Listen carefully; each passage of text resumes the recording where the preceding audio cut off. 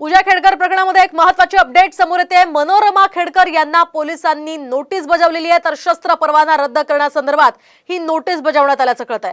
बाणेरमधील त्यांच्या बंगल्याबाहेर आता ही नोटीस लावण्यात आलेली आहे। आपण पाहिलं थोड्याच वेळापूर्वी पोलीस हे मनोरमा खेडकर यांच्या चौकशीसाठी त्यांच्या बंगल्यावर दाखल झालेले होते आणि त्यांच्या बंगल्याबाहेर आता पोलिसांनी एक नोटीस लावलेली आहे, ज्यामध्ये शस्त्र परवाना रद्द करण्यासंदर्भातली ही नोटीस असल्याचं कळतंय।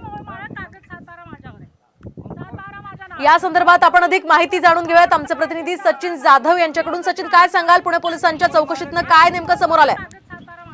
आपण पाहतो की पूजा खेडकरची आई मनोरमा खेडकर यांचा एक पिस्टल घेऊन एक व्हिडिओ व्हायरल झाला होता आणि त्या संदर्भात खरं तर त्या ज्या भागात राहतात त्या भागामध्ये बाणेर परिसर आहे। बाणेर रोडवरील त्यांचा जो बंगला आहे त्या बंगल्याच्या बाहेर आता चतुर्शिंगी पोलिसांनी एक नोटीस लावलेली आहे आणि त्यांनी तो शस्त्र जे वापरलं आहे त्याचं त्यांना त्या संदर्भात खरं तर ते रद्द का करण्यात येऊ नये याबाबतची एक नोटीस जी आहे ती पुणे पोलिसांनी लावलेली आहे। एकूणच आपण पाहतोय की पूजा खेडकर प्रकरणामध्ये रोज नवीन नवीन अपडेट समोर येत आहेत। जो पिस्टल वापरलं होतं त्या संदर्भात अजून कुठलीही भूमिका जी आहे ती खेडकर कुटुंबांकडून देण्यात आलेली नाही। त्यांची भूमिका जी आहे ती अजून समोर आलेली नाही। पौड पोलिसांनी आता जरी त्या संदर्भात गुन्हा दाखल केला असला तरीही पौड पोलिसांनीही अजून त्यांच्याकडून कुठलीही माहिती घेतलेली नाही।